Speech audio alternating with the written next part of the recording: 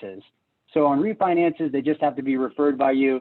There doesn't have to be a Keller Williams agent on the purchase and sale agreement. And then the next question is, how much are we going to save your customers exactly, or roughly? So here's the calculation on a $250,000 loan on how much money we would save your customer. It'd be about $1,500 in lender fees, the $1,000 credit, and then typically with our interest rates that we offer, it would typically cost about 0.5 point to get this rate compared to the competition. And so that would equal $1,250 on a $250,000 loan. So the total savings that we would save your customer on this scenario would be $3,750.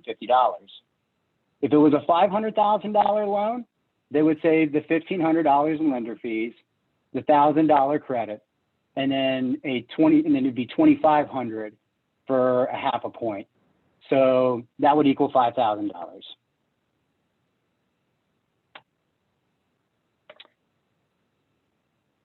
Now, the values to your customers,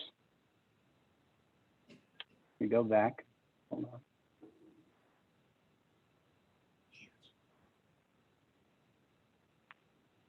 Are going to be as follows. So the mortgage loan officers that we have here are some of the best in the industry. I've been in the business for over 15 years, and I've been at Keller Mortgage for 2 years now. So they're going to be working with some of the best professionals in the industry. They're going to get a discounted interest rate. Another big benefit of using us is that we don't ever collect any money from your customers. So there's no cost or obligation with us ever until they close. So we'll order the appraisal right away on day one. Once you have an accepted offer to purchase, you can provide that, and we'll order the appraisal. And if for any reason your customer doesn't close, then they're not out any money. They only pay for the appraisal at closing with us. Another big benefit is going to be our technology. So a lot of it's done online here.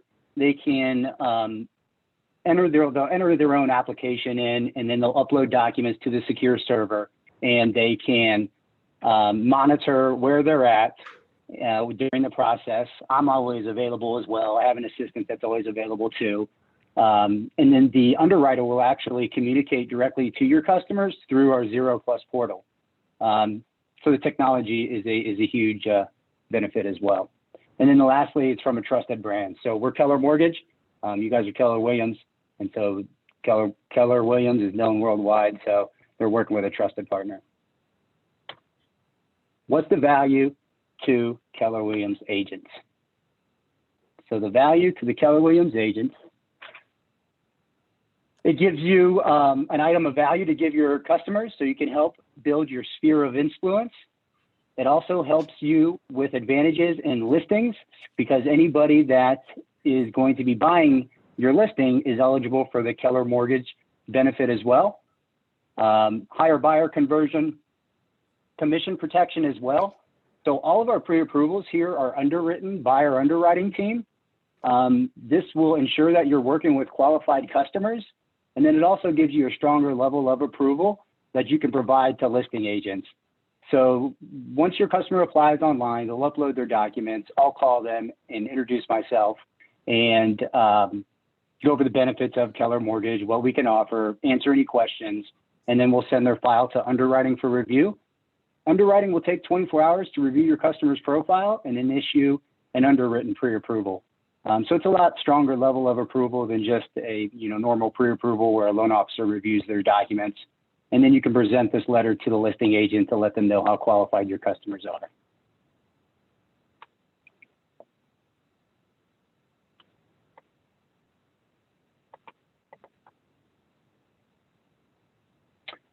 And so that's kind of just, this is the same slide that I just kind of talked about as far as the pre-approval versus the pre-qualification. Everything will be underwritten with us.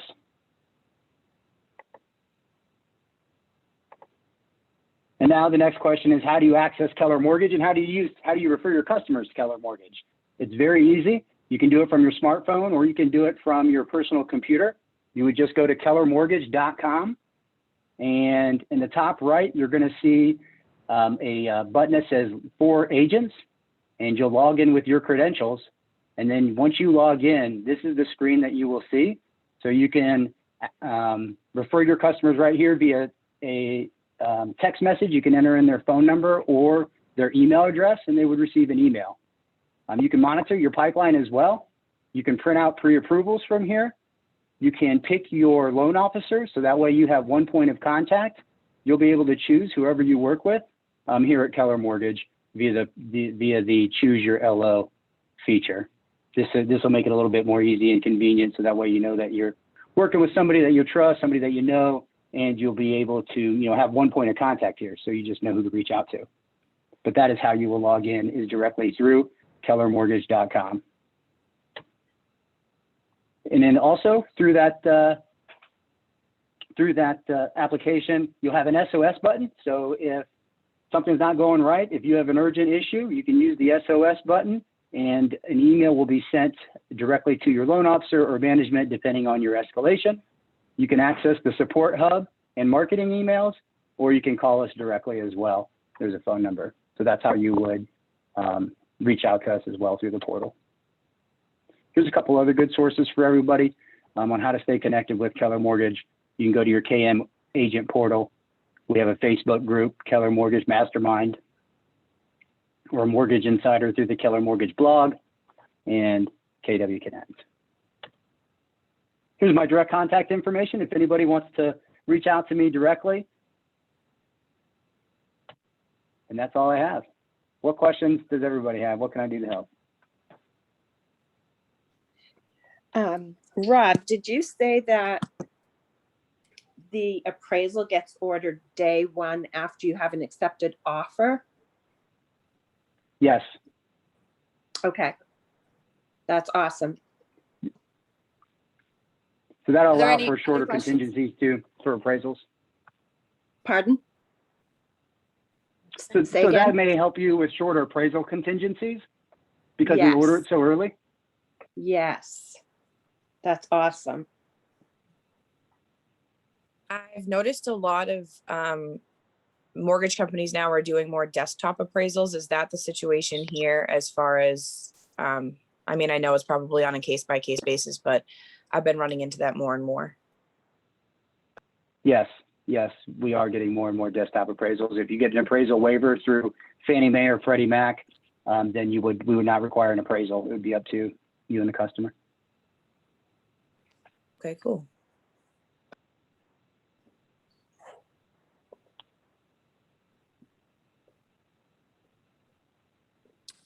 Okay, perfect. Well, Rob, thank you so much.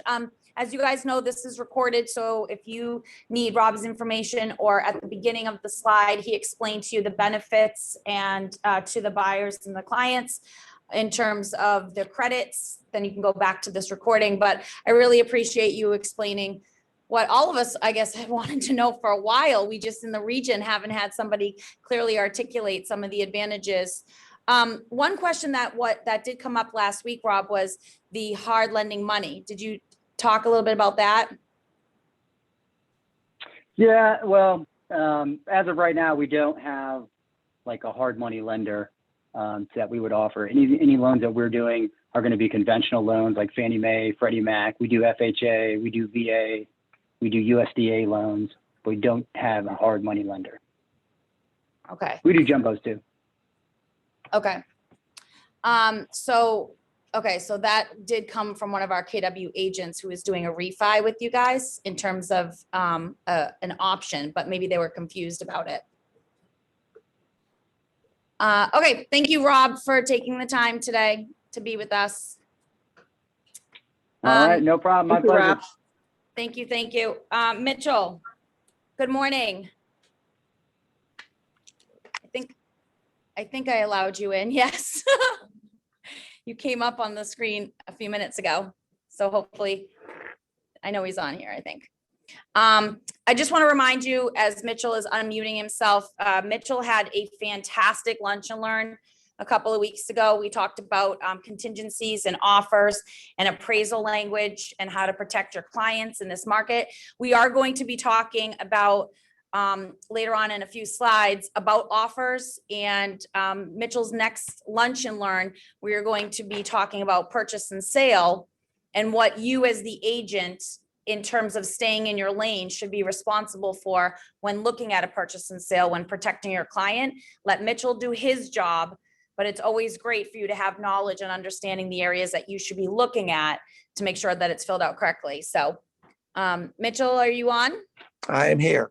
I'm here. Can you hear me? Yes, we can hear you. Okay, good.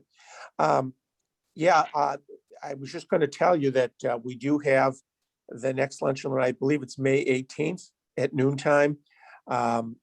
We find in our area where there is a combination of lawyers being used, lawyers not being used by clients, that you folks are being put in position of being attorneys. And that's not a position you want to be in because it's not that much fun. So my point being is that we're going to go through a purchase and sale agreement, what kinds of things you should be looking for in the document, what you should be checking, what you don't need to check, what our job is. We talk about this a lot. It's real important to have good job descriptions, meaning our jobs versus your jobs versus loan officers' jobs. Because as we blur the lines and start getting in each other's lanes, either things are being done in a duplicatively or not at all. And unless you guys are going to get E&O insurance as lawyers, which you don't want to, you want us to do that job for you. So we're going to go and really talk about what our job is versus your job is. And it's an important conversation to be had. And that's what we'll be doing, focusing on in our next lunch and learn on the 18th. Perfect. Not that real estate agents like to stay in their lane, Mitchell. They do like No, to go I know that, but you can say that, Jamie. I can't say that. Stay in your lane. I can say it. Okay, all right. cool. Thank you, Mitchell. And we will see you in a couple weeks. Yes. Jason, how are you? There we go. I think I'm unmuted now. I'm doing well. How are you guys doing? I know. Welcome, everyone. Everyone's great. I think everyone's great. No one's complaining on chat. Good to hear. Good to hear. Well, I do have an industry little piece of news, and it's going to dovetail with one of the questions somebody just asked about appraisals. I used to get all for the past year, get a lot of phone calls on, hey, I haven't got the appraisal scheduled yet. Where is the appraiser? What's the appraiser's name? Well, during COVID, we got a lot of relief for appraisals. They were able to do some desktop appraisals. They were able to do drive-by appraisals. And then, as Rob had just mentioned, a lot of those appraisal waivers we've been getting through Fannie Mae and Freddie Mac. Well, they just announced that they're going to stop that relief as of May 31st. So we're going to see a lot more in-person appraisals, or actually all in-person appraisals. They won't be doing the desktop ones. So any loan application of June 1st or beyond is going to require regular appraisal. So keep that in mind. Interest rates have been going up. We've been seeing it go up since about beginning of February. And we've kind of plateaued. We've leveled off in the low threes. And with all the money we've been dumping into the economy and some of the businesses reopening and whatnot, the industry is kind of saying that we're probably going to see a normalization with higher interest rates towards the end of the summer. So I know we always say like, oh, okay, get your buyers motivated. I know you all have buyers and I know they're all motivated. We just don't have any inventory, right? We don't have the houses to sell to them. So I want to remind everyone about our construction product. We do construction to permanent lending, meaning the buyer can go out and identify a piece of land, or if they already own the land, that can be their down payment. But we can do a combination one-time close with the acquisition of the land and the contract to build. All right. We can do up to 95% financing for that. And we offer 6, 9, and 12-month financing timeframes for that construction loan. The big question I always get is, well, what if I can't afford 2 mortgages? Do I have to pay 2 mortgages during that construction time? Well, if you do own another house, we can actually build your payments for your construction loan into that bid, and the builder can make the mortgage payments for you during the construction phase. So that's one way to alleviate some of those costs. So just keep that in mind. It might be a good time to start creating our own inventory, I guess what I'm getting at. So that's all I got. And I guess I'll look forward to seeing everyone on Red Day. Yes, and I will let you all know that we do have a appraiser scheduled for our next shareholder meeting on May 19th. Because we have been hearing about this, we want to hear it from an appraisal's point of view of this might shift the market a little bit. So when they couldn't come into the property to properly appraise, it's kind of been guns blazing, everyone's else is appraising and for way over. And so I think it's going to tighten some of this stuff up. So May 19th is your next shareholder meeting, and I want to let everyone know that we will have 1 or 2 appraisers to discuss what Jason just spoke about. So thank you. Good idea. Okay, Mark is on vacation, so I don't know where he is right now, but it was New Hampshire vacation week, so we missed you, Mark. And Susan's here live in person, so come on up. This is where it gets serious, folks. This is gonna be serious today. It's funny how every week I come on there thinking what I'm going to talk about, prepare, and then somehow whatever happens before me, it comes almost into perfect alignment with what I was going to say. I don't know what it is. It's really weird because I said to myself, I want to talk about clearing up some common confusion between contracts and the relationship between contracts and escrow deposits. There's a lot of conversation about what the real relationship is. And I thought the biggest thing I have to be really careful about is making sure we stay in our lanes. Because when you start talking contracts and escrow deposits, you cross the legal line. So of course, what happens? I come in and Mitch was talking about, staying in your lane. I'm thinking, okay, well, so I'm going to try to shed some light, and it's based on real conversations that I've had, and I'm sure that you've had, and I've had with some of you and some other people, and questions that I've had in my mind. And so,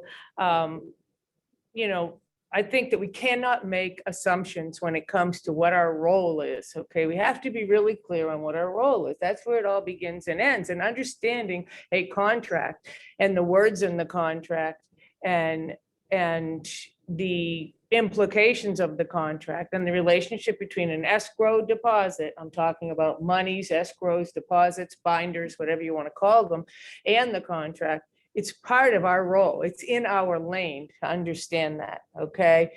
Now, to interpret the contract and the language that's on the legal side. So I hope I can keep this as clear as possible, because a lot of times we're writing a contract and one of the provisions is to make a deposit. What happens, when is it a contract between a buyer and a seller? Is it when the deposit gets delivered? That has absolutely nothing to do with a contract. So that's one common assumption, is that I don't have the check, therefore it's not a contract. It's a contract when a buyer and a seller, or buyers and sellers, sign an agreement. The deposit is merely a promise beyond that, or an intention beyond that, and it does not make or break a contract. I know that may sound a little controversial, but that is, and Mitch will probably jump all over me, but that is, it literally is, because I many years ago, I was in a situation, I'll just share my story, where the deposit was not delivered. My seller didn't want the deal and tried to contend that because the deposit hadn't been delivered, that there was no contract, and sued the buyer, and buyer sued the seller, I'm sorry, to purchase the house, because his intention was to deliver the deposit, and the seller lost and had to sell him the house because the deposit, it was around intention. That goes back 25 years, but I've had it happen many other times. I'm sure you have. The agent says, I'm not going to deliver you the signed contract till I get the check. Okay. First of all, it's my office policy, whatever it is. Unless the contract says this is not a contract until the check is received in my hand, it's a contract. And you have to get that contract back from that other agent, okay? It doesn't matter what their office policy is. So the check has nothing to do with the contract. When I say that, I mean, you understand what I mean. It doesn't make the contract, okay? MLS rules, very, very clear. You have a signed contract between a buyer and a seller. It doesn't matter if you have the check or not. It goes in MLS because it's a signed contract. It goes in as contingent, or whatever the status is you're going to be using under agreement. Unless the contract specifically states otherwise, the check does not, it follows the contract, but it's not the contract, doesn't make the contract. Let's talk about unraveling a deal. let's move ahead in the transaction, and the buyer wants out of the deal. And the buyer gives an email, a text, a written notice that they don't want to go forward with the deal for whatever reason. What happens to the deposit? Okay, that's where the contract comes in on the law side. But when it comes in on the can I market the property side, which is our job, that's brokerage, marketing the property. If that buyer gives written notice of any kind that they don't want the deal, okay, the discussion about deposit is a separate discussion. I hope I'm being clear. What this means is that as a listing agent, you're empowered to put, in fact, your obligation to the seller is to put the property back on the market. Okay, it's don't let a buyer's agent, hold you hostage to not putting it back on the market because the deposit discussion hasn't been resolved. This happened just yesterday with an agent in our office where the buyer wanted out of the deal, gave notice. There was no release signed. They're disputing the deposit, but the contract is, I don't want to go forward. Okay, he's basically that the contract is dying based on that. There is no contract. That seller can go out and they can dispute the deposit for years, okay, outside of the contract. What are you laughing at? So I wanted her to let Christine Maxim in so that Christine didn't say, no one's letting me in on a text message. Am I making any sense on this? Because I mean, it's just really like, this is conversation. We run into this all the time. And I think we make assumptions about the contract and the deposit being one in like almost one thing. But that's the education also on the other side of the other brokerages, because they're the ones that are, right, they're not teaching what you're Well, saying. I can tell you what happened yesterday. This agent called MLS and she said, my buyer wants out of the deal and we don't have a signed release. And, can the agent, can I Susan, stop the agent from? Yeah, I just want to say, releases are office policy stuff that has nothing to do with the contract. Specifically states what happens if someone defaults. That's what's relevant from the legal side. The release stuff is you guys all have your rules in your offices about releases. It's irrelevant to the legal contract discussion. Just want to, so you're right. So the having a release does not have anything to do with the price of tea in China when it comes to the contract dying. Right, but every office has a different policy, and this is the problem with the industry. So if Coldwell Banker has a policy and Prudential has a policy and Keller Williams has a policy, that's where I think sometimes this gets commingled and the understanding is not of what Susan's speaking of in terms of that offer and the check being different, or putting it contingent until I receive it and then making under agreement. well, there are entities, that's why I'm sharing that there are entities that are supposed to be, like MLS is not the realtor police, by the way. People act like, what does MLS say? And, they're not, they're there to serve our needs as representing buyers and sellers. That's what they're there for, okay? They have rules and regulations, yes, but MLS immediately tells the agent, you can't, that agent can't put that back on the market without a release. Well, what does MLS have? Is why are they ruling in on whether or not? First of all, that's basically tying our hands on behalf of our seller client, if it's our seller client. We have an obligation to market that property, okay? And MLS doesn't rule on whether or not a release, allows you to put it back on the market. So, and I did check with legal yesterday on it to make sure, MAR. And, if the buyer gives written notice in a text or an email of any form, I mean, obviously, if they give it verbally, you have the right, but you have no backup. So just get it in writing. If they give it verbally, hey, I'm going to get out of the deal. Good. Just send me an email. Okay. Or in this case, send me a text, whatever, screenshot it, put it in your file and put it back on the market if it's your seller. And Is that the same case on the seller side of things? If the seller says, oh, I don't want to sell this anymore, I want you to this specific buyer, I want you to put it back on. Is that the same situation? I couldn't understand. She said if with the seller decides they don't want to sell it to that buyer anymore and say, I don't want to sell it anymore, is that the same situation? And the seller can't if somebody is able and willing, and I could be wrong, so Mitchell and Susan are both here, but I thought if somebody is able and willing to sell their property and they don't want to sell it anymore, Sarah, then yes, they can take it off the market, but specifically, can they, If they're in a contract. right? Can they turn around and say, Mitchell or Susan, can they turn around and say, I don't want to sell it to this specific buyer? Yes. I The- literally just ran into this over this past Well, weekend that's and illegal. luckily it That's resolved, illegal. but The answer is yes. The deal, same rules, the deal dies. But don't confuse the ramifications of that action with the action itself. So Okay. yes, the deal dies no matter what. Now, what's going to happen afterwards, then we get into these discussions about deposits. and then the But- buyer can sue. Right.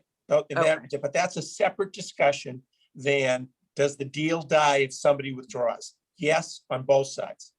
So our duty, if our seller says, I don't want to sell to this buyer anymore, is to just put it back on, and then the ramifications of breaking that Exactly, contract. because what is the separate. buyer would do, if it's worth their while, is they'd sue the seller, put what's called the lis pendens on the house, which is which forbids any transaction to occur afterwards until lis pendens is dismissed. But that's a separate issue. Yeah. To your point, yes, you have, if the buyer wants to go away painlessly, great, and then the seller can move on, but the seller can move on either way and just see what happens. Yeah, I just wanted to make the distinction between resolving and having the contract resolved and resolving the deposit. They're two different things. Yeah, we And spend, they're two we different things spend from the way too much inception of the time tying those things together, and they're not. Mitchell. Yeah, from that's this the one- biggest mistake. I just want you to be really clear that even when you write the offer, and that's why it's very consistent if you think clearly. The delivery of the check does not make the contract unless the contract calls for it to be bound by the delivering of the check. I mean, to be binding at the point of delivery of the check, okay? They're two different things. So just, if like this, yeah, I'll give you the outcome of yesterday. So this buyer is our buyer, Keller Williams. The agent of Keller Williams represents the buyer, and the buyer has no contingencies on his contract except for to deliver a deposit, no inspection contingency and no finance. It's a cash purchase, okay?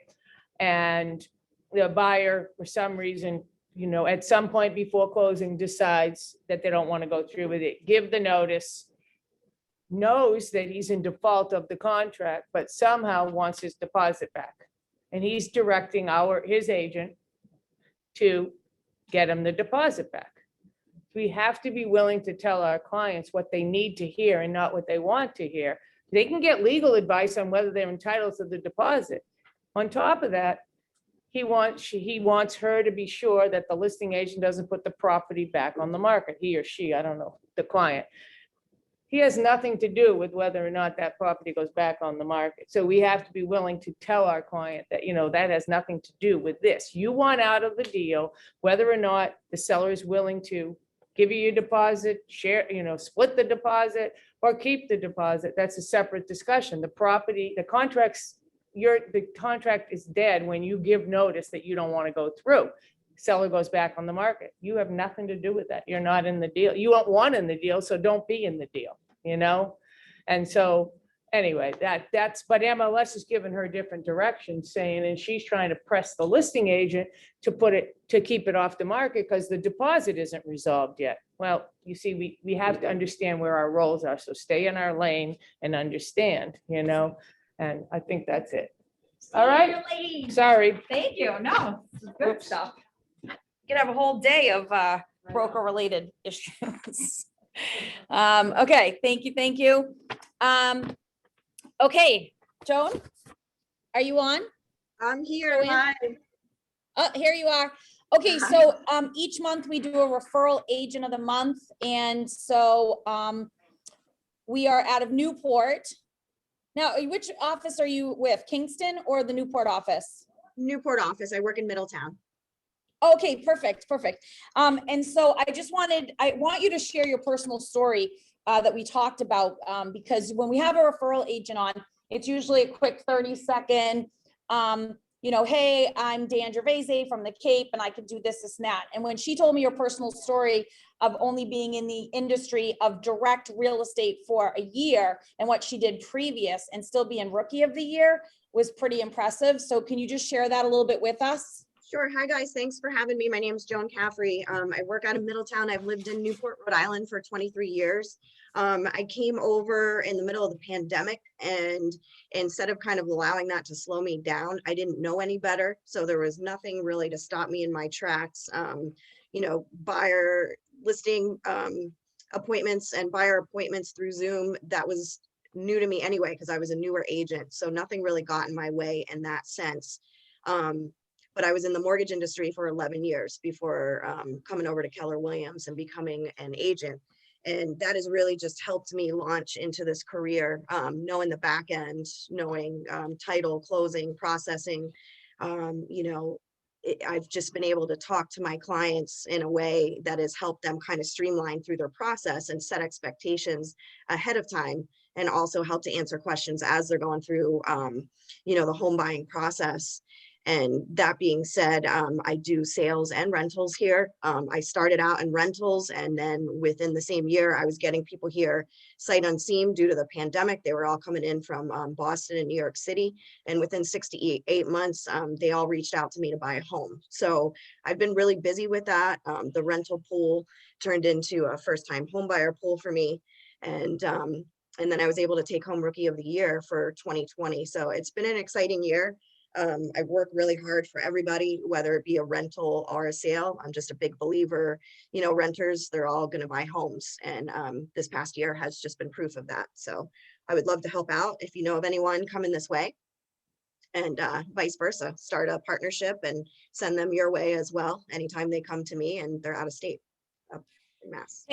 I just thank you so much. So as you know, even with COVID, a lot of rentals are very popular for the summer. And so Newport, Rhode Island is really hot. So we will send out her contact information and email as our referral partner. And thank you so much for being our guest today.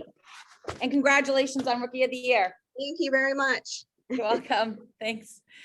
Okay, from our Agent Leadership Council, I will be showing you a 30-second video from Art Durkin, who's on vacation. Yay.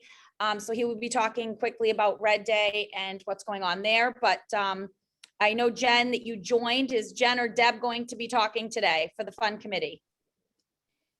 I'm here. Yay. Wakey, wakey, baby. You're looking great. You had a salon appointment this morning. Let's go. Oh, yeah. So we have the golf tournament coming up May 20th. So that information will be coming out shortly. So keep an eye out for that. I did look into the axe throwing. We'd need to see how many people would be interested in that. So we'll send out a questionnaire on that one. They only do group showings on certain nights. Our next meeting is Wednesday at noon in the office. Our meetings are the first Wednesday of the month.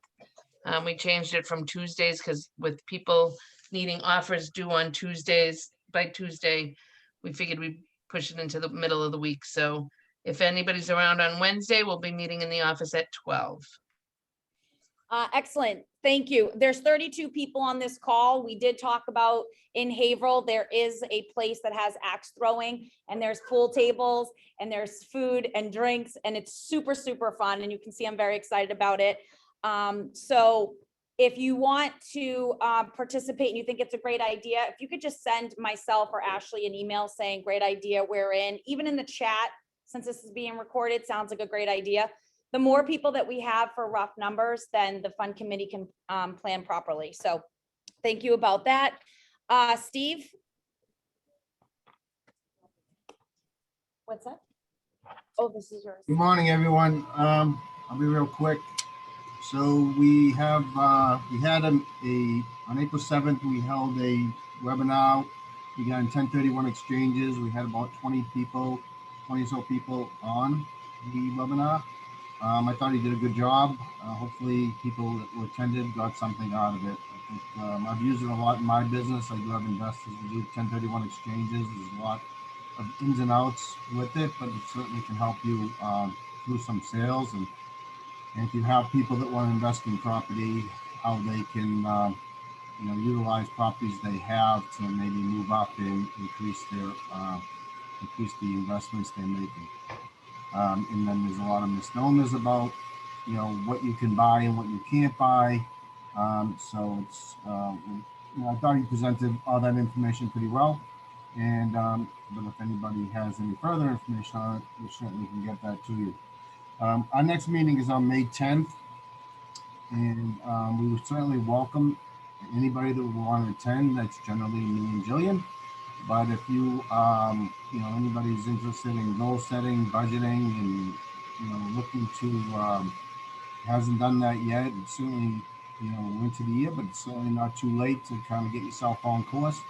So please just reach out and we'd be happy to sit and do something like that. We can do it as a group if there's a few of you. And if there's anybody that has some other type of financial, educational seminar they'd like to see or hear about, please reach out to me and I'll certainly look into getting that set up. So I think that's all I have for now. Thank you, Steve. Also, in terms of finance, guys, the region is sending you an email for wealth building with Matt Erdman. It's awesome. It's also recorded. If you go to the New England, Keller Williams Facebook or the New England YouTube channel for Keller Williams, Matt Erdman is doing a wealth building class on Thursdays. That's phenomenal. And at a high level, he has many streams of passive income. And so that's also part of like the financials. And so I encourage you to jump on those or to watch those on a rainy day since they are recorded. Thank you, Steve. Jeffrey. Hello. Hello. Hi, guys. So I'm part of the growth committee.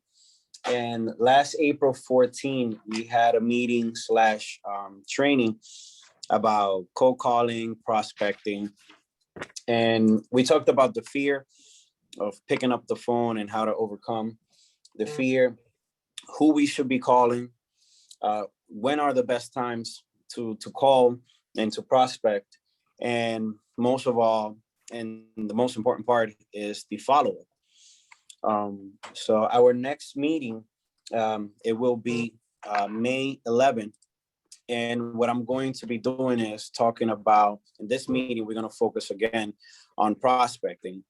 And I want to go into more details about the DTD2 process of talking to your spheres of influence. So I hope that, you guys can join. It's going to be at 1 p.m. at the training room. And we will also be live on Zoom. So back to you, Jamie. Okay, so what I heard is after the prospecting class for an hour, I say we do a lead generating from 2 to 4. We have a little contest, we throw it out there. Here's the deal. When Susan and I were talking yesterday about our market center, we are buyer heavy. And so if we are buyer heavy from years past in terms of a trend report, and we still do well with listings, but there's more buyers, the only way that you're going to potentially survive, sustain, or grow your business by any percentage this year is by getting more listings, because right now you're in competition with 25 to 50 offers. And there are people, whether it's you just joined yesterday or you've been in the industry for 15 years, everyone's business is hurting in some way. Okay, in some way. So I love what Jeffrey's doing. A lot of you commented on that class that it was very powerful. So I will put something together in terms of a lead generating contest after for Jeffrey's class. So we would love for you guys to participate. Great idea, Jeffrey. Jeez. Okay. So we're gonna hear from Mr. Art Durkin, possibly here. All right. Art Durkin. Hey everybody, it's Art Durkin. I'm just giving you a quick update on 2 things. One is on our next tech meeting. It was originally scheduled for May 13th, but that's going to have to be moved. I'll need an update as to what date we're going to change that to, because that is the day we have Red Day. So it's May 13th, and that's going to be at Capernaum Place in that's Lazarus Housing Industries. It's a transitional housing location. They've got about 18 families that are there at the current place, which provides some wonderful suitable housing for homeless, and they're all family based. So we're going to be there sprucing up the grounds around the current place, as well as organizing some of the rooms downstairs in the current place that provide that storage options for them. So again, it's May 13th. It's at 30 Myrtle Court in Lawrence. We're going to be providing some transportation back and forth. Parking is not going to be as bad as we thought it was going to be originally. Please bring your landscaping tools if you've got some with you, and gloves that you wear that are comfortable for you. Of course, masks and appropriate PPE. There's going to be plenty of room and ability to do social distancing during this incredible Red Day event that we're giving back to our community and to the wonderful organization of Last Service House Ministries. So any questions, feel free to give me a ring, 978-387-8213, or ask Janie or any of the other folks on the care committee. Hope all is well. Miss you today. Talk to you soon. Excellent. So that brings us to not playing him again. Sorry about that, everybody. I'm trying to get to the next slide and it won't go for me. Okay, so Red Day, I think we have about, what, 50, 60 people signed up with good intentions. I know that we do have a fallout rate. I understand that, but I would like a good solid 30, 40 people to participate. Jason and RMS will be supplying some light breakfast things. I want everybody here at 8:30. Well, between 8 and 8:30 in the morning to grab a coffee, a muffin, whatever we're going to provide, so that we can successfully be over there for 9 o'clock. So that's our big project. We don't need to go into this slide, so I'm sorry about that. We don't need this today.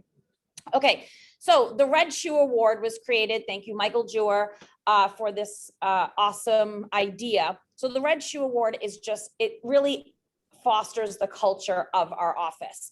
Who's stepping up, who's volunteering, who's helping. And so this month's Red Shoe Award, I am going to give to Art and Shelley Durkin, because they jumped right in with this project, knowing that if you've ever participated or ran Red Day, it takes a lot of steps, moving parts, time, organization, and they have done a fantastic job. So I just want to say congratulations to them for winning the Red Shoe Award. And hopefully you guys are having a mimosa on the beach right now where you are in Florida. All right, so the upcoming dates are right here. I'm actually going to fly through some of this. Like I told you, it's recorded, and we post all these dates for Tech Fund, Growth, Finance, and KW Cares. We will have a KW Cares committee meeting May 6th next week after Cinco de Mayo, just to go over the assignments and the Red Day stuff. That will be both in the Market Center and on Zoom, so you will be getting a link if you can't make it. Many of you, thank you for responding. We did throw out an idea that we have a very diverse Keller Williams Success Andover roster, and many of you speak more than one language. And sometimes when you meet people at open houses and stuff, and if you don't speak their language, it really is hard to help them. So we've created this list. It is in your agent access folder. Now, many of you are like, where is that folder? That's a different class. That's on your Google Drive and your shared drive. And we'll talk about that maybe next time. But we had over probably like 50 people. 50 people that speak more than one language. Actually, one of the most responded to emails I have ever sent in my 8 years. So many people like, thank you so much for asking. And we have it's awesome. Dutch to Greek to Spanish to Chinese to Hungarian. Vivian speaks Hungarian. I speak gibberish. Can we add that to it? So many languages that I wouldn't have even necessarily realized had we not sent the email out. So it was great. Yeah, it's really great. So you have access to this, and what Jillian did, and thank you, she put everyone's email on there. So when you are looking for somebody, look, instant gratification. You don't have to look onto this list and then try to figure out their email or their contact information. It's right there. So thank you for taking the initiative on that, Jay. Here are some of the trainings that you don't want to miss. Command overview, DocuSign, how to get paid. These are being run in the Market Center and on Zoom. Sarah's on here. Sarah is going to be on May 17th to the 21st running a buyer 101 from start to finish for all levels of agents. So Sarah, do you want to just talk briefly about what that looks like from start to finish? Yeah, I can. I just have to open my notes here. So basically what we're doing is trying to run, I feel like and Jamie feels the same way. There's a lot of emphasis on how to get business, and there's not a lot that we have to offer, to my knowledge before this about, how the process is run, how to get through the fires. And that's basically, what your job is as a realtor is, as all of you know, is to kind of like get through the fires of a transaction, know the process well to guide your clients appropriately. So what we're doing is running a class that is just going to be a 4-day thing where I do a mock home buyer presentation just to show, with a lender and attorney that I work with pretty regularly, just to show, what I do to gain the buyers, and then move into the next, 3 days of what the transaction looks like once I get them. So day 2, we'll be discussing contracts. I'm still coordinating on, I obviously work with a couple of attorneys just like everyone else. I'm looking to get someone that's willing to kind of share their knowledge and guide, through contracts, because as Mitchell and Susan were speaking of before, the emphasis is really knowing the process to comfort your clients, but staying in your lane. As realtors, we really are a support asset to the transaction. And that's really what I wanted the emphasis to be on. So that's what we'll be discussing on day 2. For day 3, we'll be doing negotiations. And as bad as it may sound, I want to do a highlight of bad deals. We all have them. They are obviously not fun to live through or process, but you come out the other end of it knowing so much more and being able to help your clients so much more. So I kind of want to share some of my bad deals so that any newer agents or agents that, just want a refresher, maybe could learn something from something that, I had to endure, and then you won't have to. And then for the 4th day, it's really just going to be more an emphasis on lending, what that process looks like, in order to kind of, again, just guide our clients appropriately. Perfect. So yes, Sarah is going to be running that class the 17th through the 21st. So we will be sending out a sign-up sheet. She will be doing it from the Market Center and through Zoom. So we would love, if you love that, then we're going to go ahead and do a sellers. May 25th, John Marin, thank you so much. We were talking about, we were just talking to our agents and like, what do you like to teach? What's your passion? And he does a lot of new construction, and that's really hot right now. And so he is going to be teaching 2 classes, 2 pieces of his class for land and new construction with him. So save that date on May 25th and June 1st. And Mitchell Weissman, we already answered, is going to be doing it on that Tuesday before our shareholder meeting for purchase and sales. Now, many of you are, when we were just talking, I was laughing at Ashley because look at this, look what she did for you guys. She took a screenshot of the Google Drive so that you could see exactly where you're going to find the bilingual roster, your roster, some of the stuff that we tell you is in this place. So this is your Google Drive, and right here you can see where it says My Drive and Shared With Me. All the stuff that you have is shared with you from the office is in your shared drive. So if you have any questions about that, let us know. Okay, this probably will take about 10 minutes, but I want interactive, and Ashley, if you don't mind just watching the chat on this one. Many of you have asked with offers, how to get them accepted. Now, I just want to probably do a brief overview on this. I would love to make this maybe more of a class with the 31 of you that are on here, because I think it would be a great interactive class. But some of the things that agents are doing in the industry are starting to become controversial in terms of controlling the offers that are coming in. Now, your job is to get the offer from the buyers, if you're the list agent, and present them to the seller in its entirety. And that sometimes is hard to do when you have agents who aren't sending a complete package from the offer. They'll send, let's say, the offer, they'll send maybe the mass disclosure, and then they forgot the copy of the check. So then they send a different email like, oh, here's the copy of the check. Oh, wait, here's that lead that you wanted that was up in the drive. And you're not sending the agent on the other side everything that is needed for that agent to open it, look at it, present it. And in an industry where there's 25 to 50 offers, who knows what's happening with your offer, to be honest with you. So Some agents are putting in the firm remarks and disclosures of MLS, a video link from YouTube that tells you exactly what they're expecting with the offer that's coming in.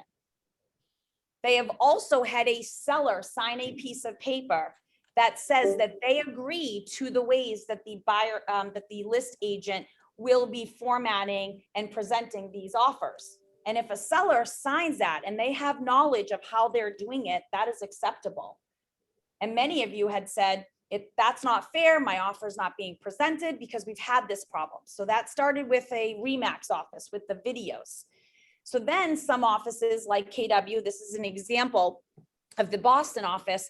This is an attachment, and in the firm remarks and disclosures, it says, please read attachment on how to submit the offer. And I honestly think, to be honest, this is brilliant.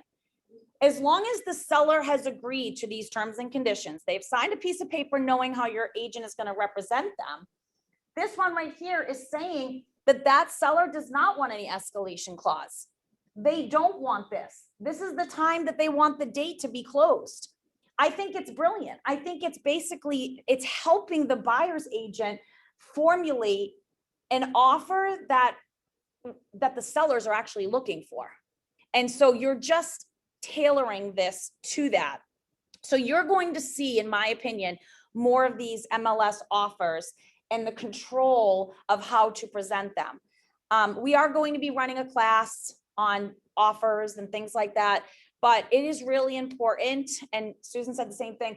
Don't fall short as an agent and be lazy. Send the whole package. Please block out the routing number on the checks. That is going through the internet. That's going through a text. I mean, I don't know how you're submitting it. DocuSign, .loop. But don't get careless. Let's be that company that presents offers fully in a nice tight package and the right way. But if you start seeing what's on my screen right now and things like this, this actually is acceptable. And so you can't fight it. So if you don't do this, potentially your offer will not be presented. Go ahead. And we have Vivian here because she's actually on committees for compliance and things like that. So we're gonna, the grievance committee. You just have to speak up so that everyone can hear. So when an offer is submitted, it is required till the day of closing to be presented to the seller, so that you know. And Correct. so you have to be careful if you're a list agent to make sure that you have proof of the offer having been presented. It is in the Realtor Code of Ethics. Not only is it in the Code of Ethics that Vivian's talking about, I know Steve's on the call right now too.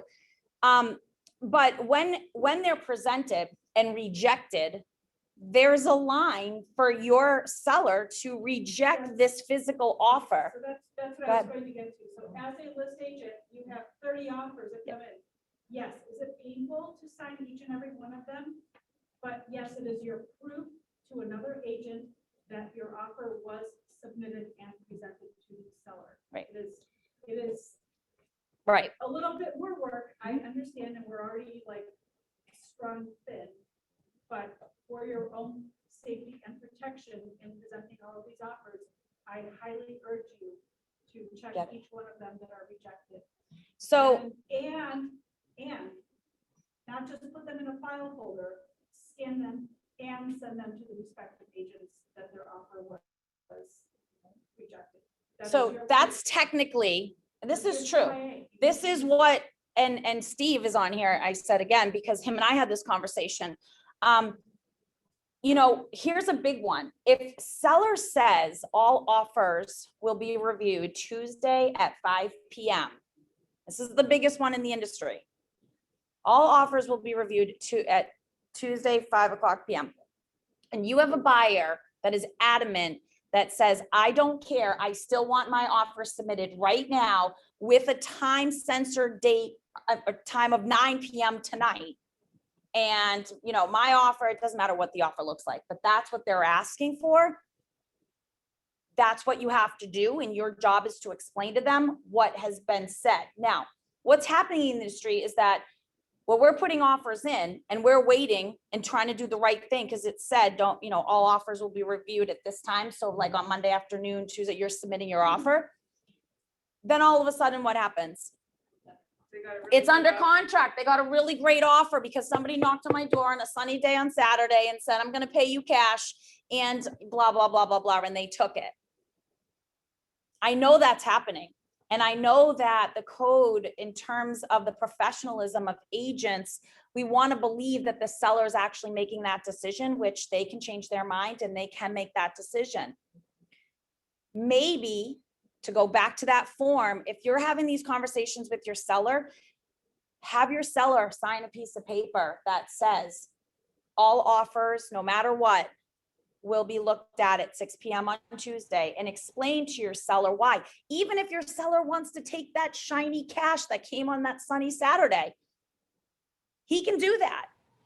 But at least stick with the professionalism of certain things. And I think I just heard Steve speak up a little bit. Yeah. Hi, Jamie. I know. Hi, Steve. Hi, Jamie. So look, this is my thing. It's a very frustrating market, and people just, all these agents, I love what you just presented. I'm going to start using something like that on my listings. I think it's, if one of my sellers wants me to wait, they're going to sign something saying that they're going to wait. But let's understand that, we all abide under the Realtor Code. You're a professional under the Realtor Code. You have an obligation under the Realtor Code. And there's a standard of practice that we have to show fairness to one another, and you have obligations. And, so this gets me all riled up, and Jamie knows, because of just this past weekend, maybe referring to me, I wrote an offer. My client wanted that offer presented, my buyer. He's my client, and he has a right, and even though the agent wrote an MLS, all off, and it was worded this way: offers are, it said offers are due by Monday. It didn't say all offers will be presented only on Monday. It didn't say my offers won't review offers till Monday. It says all offers are due by Monday. My buyer requested that his offer be presented and his offer be signed, one way or another by Friday evening. I wrote it on Thursday. That broker refused to present my offer. We got in a verbal argument, and she said that I was harassing her and that I was intimidating her. And I was trying to help her understand that she has an obligation to present my offer. If on Friday evening the seller said, I don't want to wait, I want to wait till Monday, and I'm not going to accept this offer on Friday, the buyer that seller could have rejected my offer, and that's fine. But my offer would have been presented as my buyer requested it. And agents don't have a right to just put offers off without their client stating that that's what they want and responding in writing back to the agent or to somebody stating that's what they want. We just can't run our own rules. That's not how it works in the Realtor organization. Steve's 100% right. So again, we can have this open forum conversation. I definitely would love to put it on the calendar about the industry offers, forms, documents. I would like participation. I mean, I could run this shareholder meeting, stop here and continue with this, but the professionalism and the ethics on why we're real estate professionals and going from start to finish in the way that you need to with the proper documentation and sending it back. Some people in our office right now were just shaking their head when Vivian said, technically you should be rejecting the offer and scanning that back to the agent. So if Jennifer wrote the offer, Jennifer, I'm sorry, my sellers declined it. Thank you so much, with proof that sellers have declined it because it's been presented. So more to come on that. I think that maybe in the month of May, we're just going to kind of hunker down on some of this stuff because it's extremely important. Moving on, many of you, I get it, we're real estate agents, we're all over the place. We decided, and Ashley has done a fantastic job on creating something that looks like this on your screen, this coming soon, and it's going to be your training dashboard.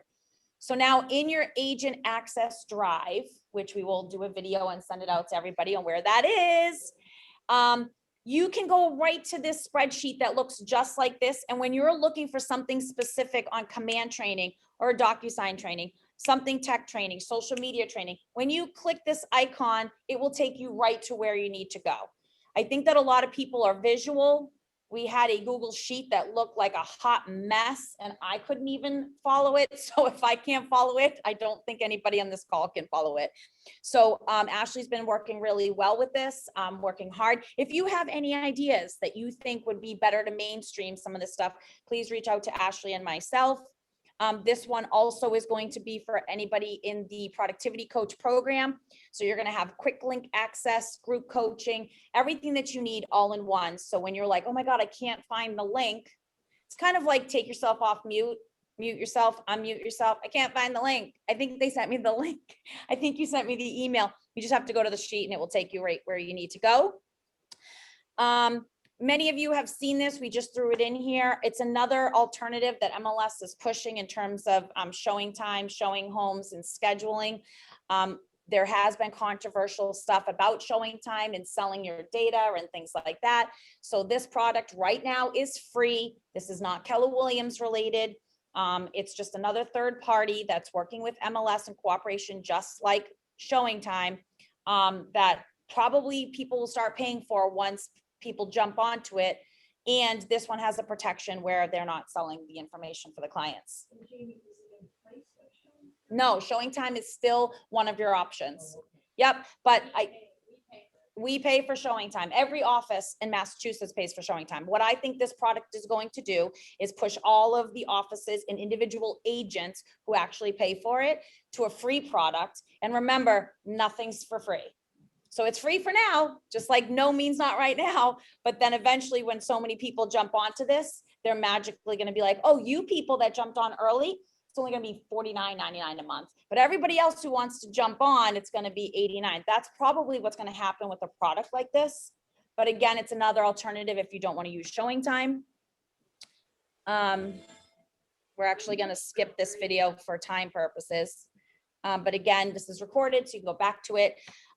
Ignite in the region will start May 3rd to the 28th.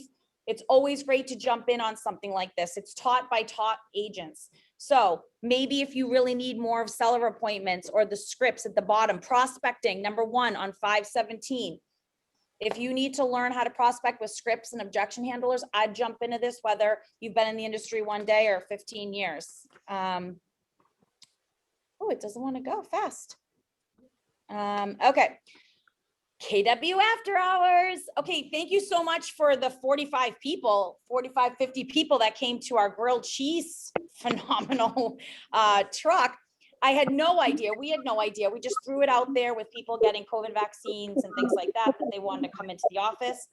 And it was a huge success and beautiful weather. So we figured, since this is my favorite day of the year, and I usually take it off, to be honest with you, I'm going to work all day on May 5th so that we can have a Cinco de Mayo party here.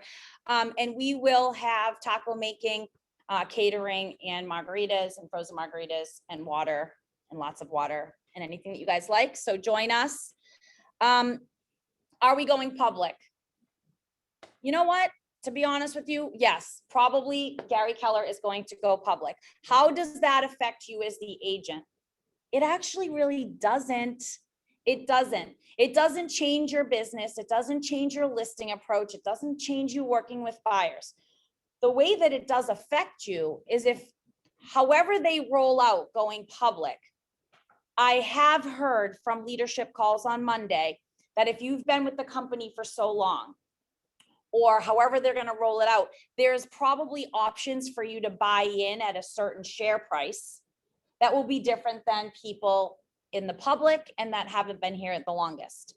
Now, none of that has been confirmed, but as they start to have this conversation, Gary's having the conversation, that tells me if Gary's putting any emphasis on public versus non-public, that's probably the direction they're going in. They just want to be smart about it. And because we are a company built by agents for agents, I'm sure that he's talking at his mastermind of his top 100 groups and stuff and top team leaders and market centers, which we are one. We are in the top 200 market centers of all the market centers. These are on the calls. So I just want to let you know, I'll probably be hearing something today between 2 and 4. Come on, spacebar. Ooh, happy birthday to all of our birthday babies and adults. Happy birthday to everybody on here. Brian, did you want to sing happy birthday to everybody back there, or is that just? Oh, Brian looked at his own picture and was like, there I am. Happy birthday, Brian. This is, actually today. and Mindy's is today. Happy birthday, official today, Mindy. All right. So happy work anniversary. So this is another slide that we added in because it's cool. Look at you. You should go buy a scratch ticket, Brian Kinlan. Congratulations. It's your work anniversary this month. And I think it's important because it's kind of cool on how many years you've been here and stuff. So we did add this slide in there. Congratulations on our new cappers, Janet Faulkner, Linda Hartnett, and Joan. 100% of their commission. So it's, you want to learn how to do it, start engaging, implement and engage. That's all I can tell you. It's not going to happen overnight, and it's not going to happen if you don't put the effort in. Congratulations for first listings, Gloricel, Janelle, and Anne Marie. And you know how it felt when you first got your first listing. And in this market, a big congratulations, because you know it's a payout. You know that it's selling, even if it's a paper bag and it's registered in the town as a home or a property, it's selling. So congratulations to all of you. Welcome to our newest agents. We have Ty in the back here, welcome, who's live in person, Taylor, Anthony, and Len. And I love that all of them are on the call. So welcome everybody. And if you see them in the hallways and things like that, please reach out and say hello. Top profit share earner that in the month of, this is April, so that was for March. Top share earner was Susan Rockwork, so congratulations. And if you want to learn more about what that looks like, just give me names of people that you think would be a good fit for our company. And then I do my job. And then if they do their job and go to class and implement, and they start doing business, then you receive mailbox money. That's really how it works. Top agent closed volume, congratulations to Christine. And that number, for time's sake, even though you know that I like to do this participation of what does that number look like, was 2.5 million in the month of March. So congratulations on closing that much volume. Top team closed volume, congratulations to Susan Sells. And for volume, that was 1.9 in volume in the month of March, congratulations. At 4.3 million, congratulations to the Liriano team. 4.3 million in 1 month. Now, I am not a mathematician, and sometimes I make mistakes, but I do know that based on a 2.5 commission, if you sell, Ty sitting in the back, about 4.2 million in volume, you're a capper. So imagine doing that in 30 days. That's what 4.3 million will get you. Yes. Yeah. Congratulations, guys. Congratulations. It's impressive. Very impressive. Okay, so for congratulations for units, we have top individual closed units. Ooh, three-way tie. Ding, ding, ding. It kind of looks like how it looked when I went to Encore last week. It was like 3 things. Congratulations, Jen Bauer, Christine Maxim, and Christine, all leading ladies. What's going on, men? You better jump up. All right, units. Congratulations. All tied at 4 units. So they closed 4 pieces of property in 1 month. Congratulations. The next one at 2 properties last month for teams closed was Susan Sells. Congratulations. And congratulations at 9 units closed for that pretty 4.3 Villariano team. So congratulations to all of you. Okay, $1 million listed. I'll take it because those are going to be sold. Congratulations, leading ladies. Woo, look at all of this. Congratulations to all the ladies for listing $1 million in business in the month of March. And I think that's million listed. Hold on. My papers are all confused here, everybody. Okay, I'm back. $1 million listed for Group State Line, Liriano team, DNA Realty, Fisichelli's, and Faulkner and Associates. Congratulations for all the groups and teams for $1 million listed, which means next month we'll be saying congratulations for $1 million sold. See how it works? listed this month. They're in the next slides for next month. So last month, 2 months ago, that means this. $1 Million sold, Christine, Leo, and Daisy. Christine Maxim, Lori Melanson, and Jennifer Bauer. Congratulations for $1 million sold in the month of March. Congratulations to Susan Sells and Cross Street Realty Group. Yay! $1 million sold. All right, we're getting there. And congratulations to Treetop, Liriano, and DNA for $1 million sold for teams and groups. Again, you want to know how this works? Get to classes. I'd probably jump onto Jeffrey's class coming up in a couple of weeks.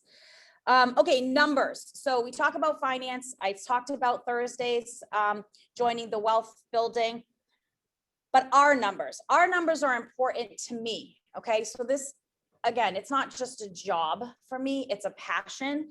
I don't want a job. If I wanted a job, I would go get a job. I love what I do, and I love understanding our numbers because the numbers explain the story of where we are going. You should love your own numbers because your own numbers are going to tell you where you're going and where you'll be spending your money this summer. So for closed units, if you look month over month and year to date, we are up 6.1% in closings. Ironically, great month. We did have a great month on some of these closed volumes. Listing takings are down. Yes. Oh, you're welcome. Okay, perfect. So now you won't see the top, but you'll get it. You'll get it. Oh, sorry, I can't change it. So for closed, for listings taken, this is a big one. If you have not joined, and I can't express this enough, on Mondays from 2 to 2:30, the region has started the listing initiative. Now, I'm sitting in this room with a few people. I know for a fact that Vivian won when they were running the contest of putting in listings, so she won a gift card. I know that Jen Houlihan also was pulled for running, getting a listing and winning a $500 gift card. I know that Brian, I know that Adele, I know people are on the listing initiative for 30 minutes and they are posting. What this listing initiative is, go back to week 1. So if you're looking for listings, go back to week 1 on the resource page. You get a weekly email from the region saying, join us for the KW listing initiative.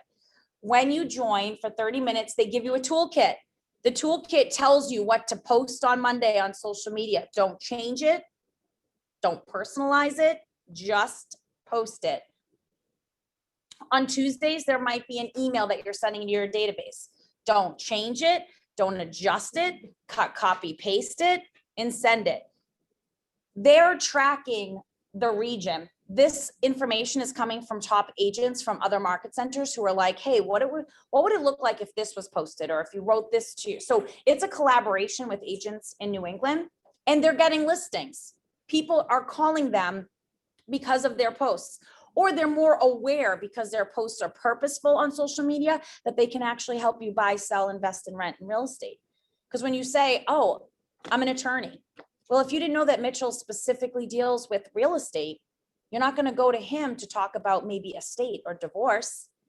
But because his office is so great, Mitchell, he has somebody that represents all those arenas, but he stays in his lane and he does the real estate. As an agent, I know this sounds crazy, but not everybody out there knows what you can give them. They just know that you work in real estate. So these are specialized. So if you're looking for listings and I want that number to go up, I would love for you guys to jump on those. As we move forward with more numbers, why is my slide not going? Here we are. Okay, so in March of 2020, we closed 65 units, and in March of 2021, we closed 67. Listings taken last year, 95 listings in the month of March. This year, 63. It's interesting because, yes, the inventory is low.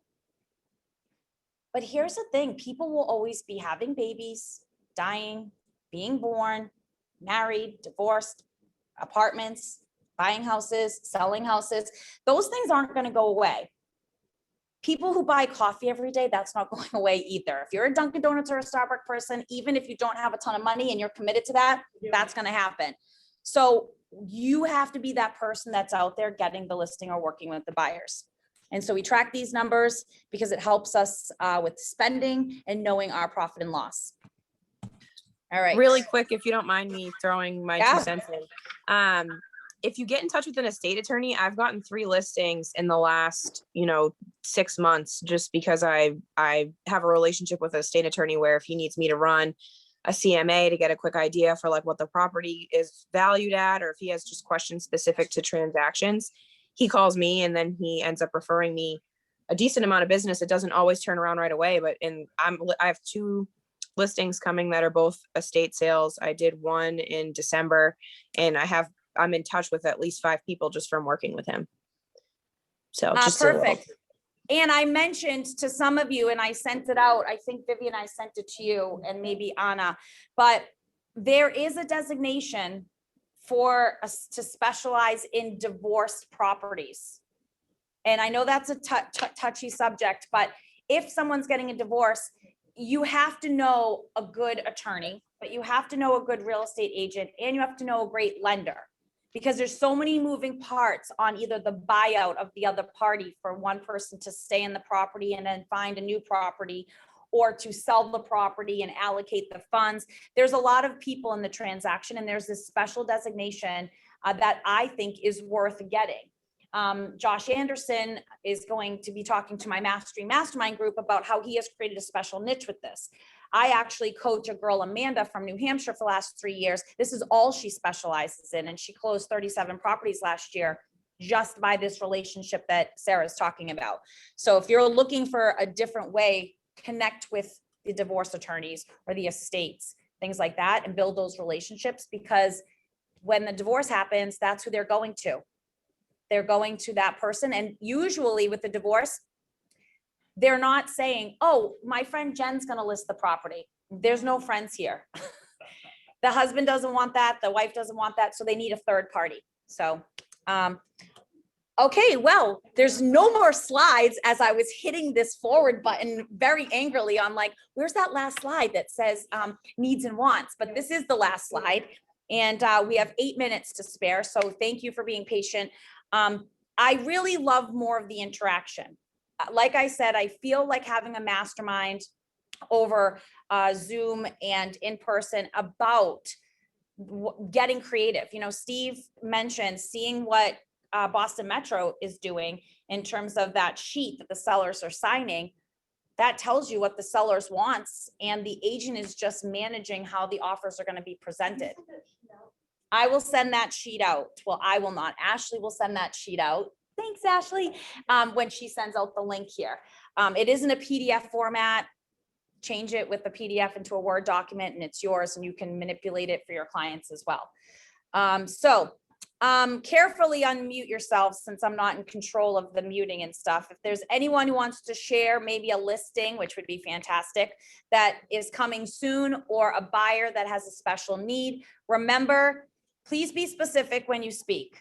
Okay, mention your name, because not everybody knows everybody. The property address, the price, 3-bedroom, 2-bath, 1,500 square feet, 2-car garage, 123 Main Street, North Andover, going live on Tuesday, May 6th. Just be specific about your property, please, as you start to share. So who would like to start to share? I see a hand raised. Maybe Christine Maxim, is that what it means, that little hand? Yes, it does. Did you get to go first today? Yay. I've never seen that. Okay, what's so I have a rental in Chelmsford coming up. It's at 3C Scotty Hollow. It's going to be $2,200 a month. Tenants will be leaving by the end of this month. So May 1st, I'll start showings. It's going to go into MLS probably today or tomorrow, the latest. Okay, perfect. Thank you. Thank you. Janet Fox, what's that? Oh, I see Janet Faulkner. Quick reminder. Do you want to just throw that out there, Janet, before I go to the next person? He just has to unmute. She might be on the phone, but quick reminder that there's referral income for commercial deals. Remember, if you, there you are. go ahead with your own pitch. Yeah, so we just closed something in April where we paid over $20,000 as a referral fee to someone out of the Chestnut Hill office. And we just put something under contract, and the referral fee, I think I noted it there. It's going to be roughly 40,500. And it's actually someone that works for a CPA office and knew of this person and just made the introduction. So she's actually in our office. So we appreciate the referrals that we get. Of course, not all the referrals are huge like that, but the potential is there. So, feel free to send them. Sometimes they take a little while. This one, sometimes they don't close for a while. But, we're happy to educate people and help them. And just remember that opportunity is there for that referral income. Also, again, not being a math person, but if that's the referral at 25% and I back into it, and even with commercial, your cap is still the same cap here at 24,000. If you're interested in learning more about commercial deals, which I will say a disclosure, they do take longer to close. Commercial is very different than residential, which is very different than new construction, very different than a condo. But if you're ever interested in having that conversation, the Faulkner Associates are always looking to grow their team. And so you do have to be an apprentice for over a year and go through a special training to get any designation. And that would fall under Faulkner Associates. So reach out to Janet or Bill if you're ever interested in going down that path. Yeah, and also remember that some of the people that you have that are looking for commercial property or have commercial property that they're just thinking that maybe they want to sell. We do business in Massachusetts, New Hampshire, and in Florida. So we've got people in Florida looking for properties up here, and we've got people up here that are looking for properties in Florida. So keep that in mind. We are adding to our team.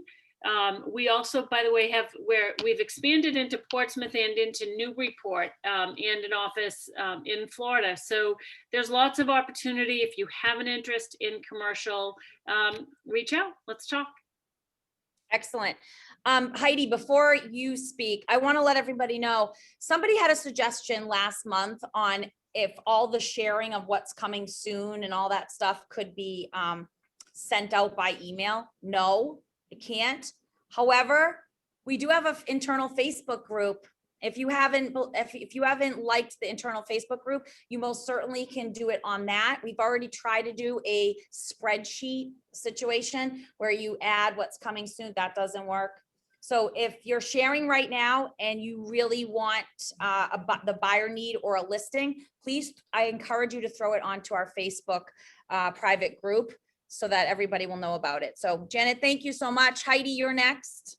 I just wanted to remind everybody that I still have that private listing in Chelmsford, a 2-bedroom, 1.5 bath townhome, listed at $379,900. It is only 5 years old. It's off of Littleton Road. That's Route 110. So if you have anybody, let me know. I can show it very easily. Excellent, thank you. Anybody else on the call before I do who's in the training room as needs and wants? No, okay, great. So Mary's raising her hand. Hold on. It's all right, I just wanted to fall on my heels. Here you go.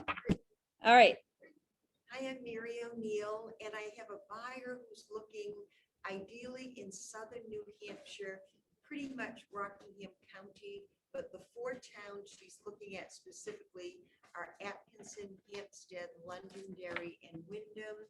1+ bathrooms, preferably 2. Single-story living, at least as far as a master bed and master bath on the first floor. 2+ bedrooms, would like a garage, up to 550. She'd like a nice private backyard. She has a wonderful dog. Excellent. Anybody else in here? Jen? 84 Tennis Plaza in Drake it. It's a garden style condo with a garage, separate laundry, private for them, 2-bedroom, 1-bath, deck, really nice green open space. It overlooks big common areas. It'll be probably 245, 249. Okay, Coming on tomorrow. perfect. Anybody else? Okay, so thank you so much for making time today for the shareholder meeting. We are going to have another shareholder meeting just a couple of weeks. It was at the end of the month this month because of school vacations and things like that. So have a great day, and we hope to see you guys soon in the office.